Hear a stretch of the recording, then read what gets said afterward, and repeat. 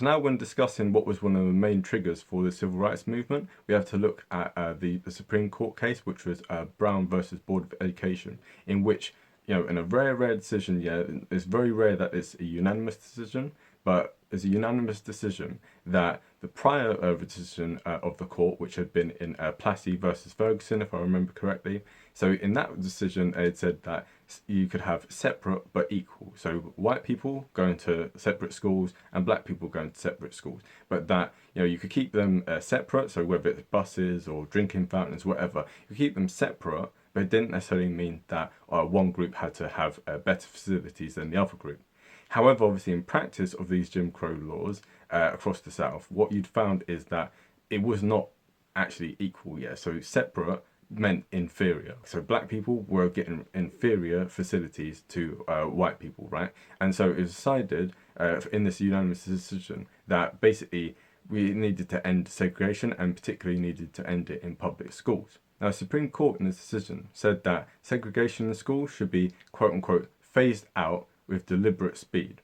Now, this was quite a broad thing. It didn't give really much of a timetable and stuff. And so obviously a lot of Southern segregationists basically was like, yeah, we're not going to act on that, right? And so 3 years later, you had the famous Little Rock incident in Little Rock, Arkansas, in which 9 black students tried to apply for university in Little Rock. And this was really opposed by the people there. So much so that it took for President Eisenhower to actually nationalize the National Guard of Arkansas. So each state has its own National Guard, which is a little bit confusing because it's kind of more the state guard. It should be called the state guard. But anyway, so he nationalized the National Guard, which meant that the federal government taking over the administration of the National Guard within Arkansas. And so he basically sent troops in order to safeguard these 9 black students, so that they could actually attend this university. And the governor of Arkansas, in retaliation for this, shut down the public school system.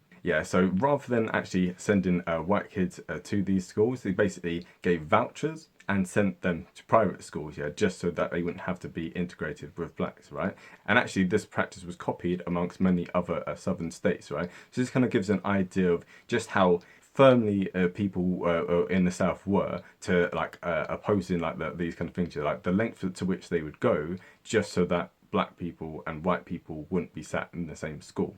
And now fast forward 5 years from the Little Rock incident and 8 years after this Brown versus Board of Education decision, and you had the famous olemiss riots of 1962. So this is September the 30th into October the 1st of 1962. And basically what happened in this case was James Meredith, who was a student, actually just give an idea of this, right? James Meredith at time of recording is still alive, right? He's 88 years old. So this kind of gives you an idea of just how recent this history is. I know we're kind of talking about it like, oh, it happened a long time ago. This is literally within the lifetime of people, right? The people who are involved in these stories, some of them are still alive. So anyway, James Meredith applied for the University of Mississippi, and he purposely didn't say what his race was until halfway into the application process, at which point the university said that, right, we're not going to admit you. And so he took this decision all the way up to the Supreme Court. And so it was then enforced that he had to go to the university. And what ended up happening in retaliation to this was a massive riot, right? And there was 2,500 people, and basically they had Molotov cocktails, they had acid, and they were throwing these things at federal marshals, right? So at police and at soldiers and stuff, in order to basically dissuade them from being able to have just this one student, right? And by the morning of the 1st of October, there were 13,000 federal troops, who had been sent there, and in total it took 30,000 troops to quell this thing. So in all of American history, even to this day, this is still the largest number of troops that have had to gone in to quell an uprising in all of American history, right? It's literally insane, right? And just to give an idea of some of the violence, right? 2 people were murdered. One of them was a French journalist. You had up to 300 people injured, and you had up to 300 people who were arrested, right? And only a third of the people who were arrested were actually attendees at the University of Mississippi. So this is kind of gives an idea of, the whole, lots of people in like the rest of the state, like taking part in this, and even the Ku Klux Klan, like kind of like were hanging about as well, and probably had a large hand in this. And so, yeah, this kind of gives an idea of just how entrenched this was. And Governor Barnett of Mississippi famously said, "We will never surrender to this," right? So this kind of gives an idea of, he's kind of invoking his inner Churchill, over this bloody issue. And then a few months on from this Ole Miss riots, you had the famous thing which we discussed in the previous video, which was famously, George Wallace standing in the doorway of the University of Alabama and stopping 2 black students from being able to attend there, right? And this was like a bit of TV theatre. This is political theatre, as they say. And so he famously stood in the doorway. It took for the U.S. Attorney General Katzenberg, of some his name's on the thing. I've probably just forgotten how to actually like say his name. But either way, he goes up to Wallace and basically gives him an order from the president, say you need to move out the way. Wallace still refuses and gives this long speech about states' rights, which should be in the link in the description, if I remember correctly.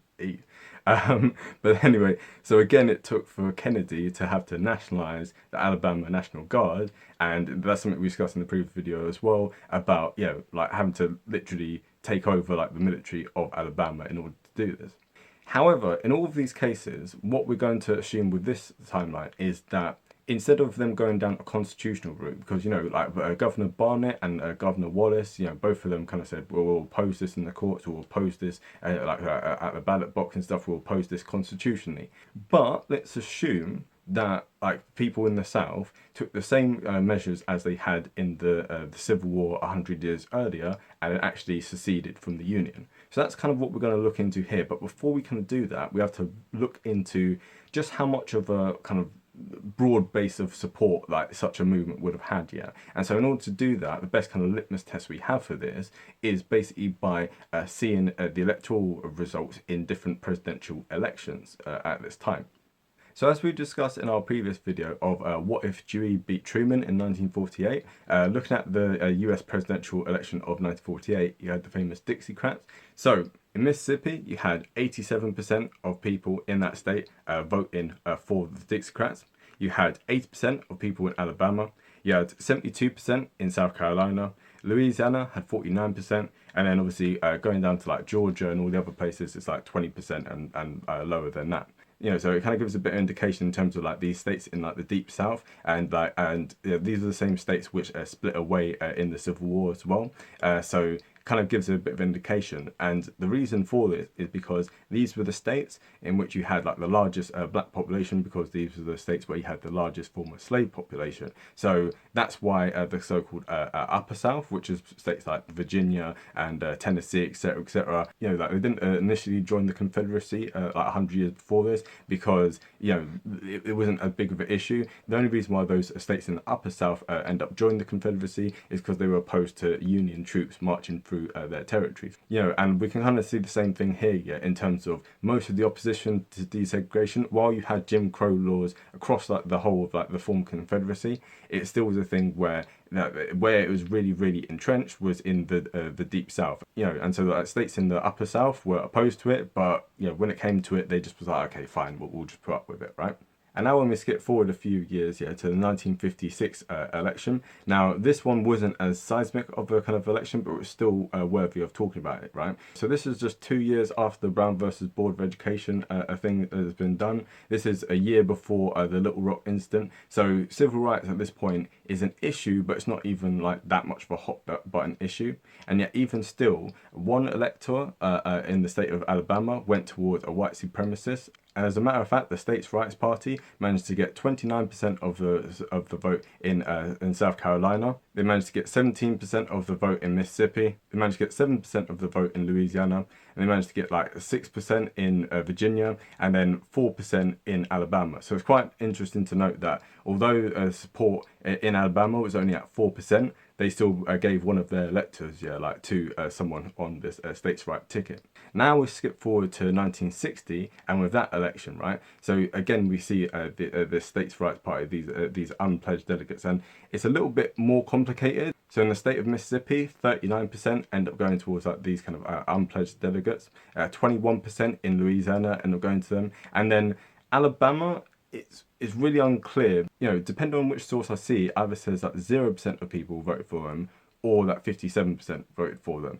Now, I'm guessing it's more than 57%, but it's weird because these unpledged electors, some of them went Democrat, and some of it was, I don't know. So if people in the comment section know a bit more about this and can, because what I could find on like Wikipedia and all these other things, yes, I know you shouldn't use Wikipedia, so blah, blah, blah, but I also tried to find like some of the other like statistics on it, and thus far I've not been able to make much sense of it. So if anyone can help me, please do. But yeah, but either way, it kind of gives a bit of an indication of in that year, like the level of support for these kind of parties. And actually, when it came to electoral college, 15 electors went to the states' rights people, right? So you had 8 of them in Mississippi, you had 6 of them in Alabama, and you had 1 of them in the state of Oklahoma. Now we're going to talk about the election of 1964. So this election, there wasn't an out-and-out kind of states' rights kind of like candidate. However, Barry Goldwater kind of took on a lot of this mantle. So although he had been in favour of prior Civil Rights Acts, the Civil Rights Act of 1964 was something that he opposed because it was basically infringing on the rights of individual states and also on like private businesses and stuff, right? Such as like hotels and bus companies and stuff. So because of this, that's why he opposed it. However, in this election, people in the South who traditionally up to this point had always voted Democrat, just as a sign of protest against Lyndon B. Johnson, who had obviously signed the Civil Rights Act, they voted for Barry Goldwater as a Republican. So in some of these states in the Deep South, and these Deep South states are the ones that went for Barry Goldwater, we can see that in the state of Mississippi, 87% voted for Republicans. We can see in Alabama, 69% of them voted for Goldwater. In South Carolina, 59%. In Louisiana, 57%. And in the state of Georgia, it was 54%. So again, we can kind of get a little bit of indication of just how much support there was. And in the South, in total, 52% went for the Democrats and 48% went for the Republicans, right? So in this election, you can kind of see that, when you look at like other states outside of the Deep South, it runs at about like 45%, 40%, in some cases like in the 30s. But when it comes to the Deep South, this is where it's a real hot button issue. And so this is where a lot of the support ends up being. And finally, we're going to discuss the presidential election of 1968, as we did last time. For this election, we can see that George Wallace, when he was running for the American Independent Party, which was explicitly a segregationist platform, we can see that he won 66% in the state of Alabama, he won 63% in Mississippi, 48% in Louisiana, 43% in Georgia, and 39% in Arkansas.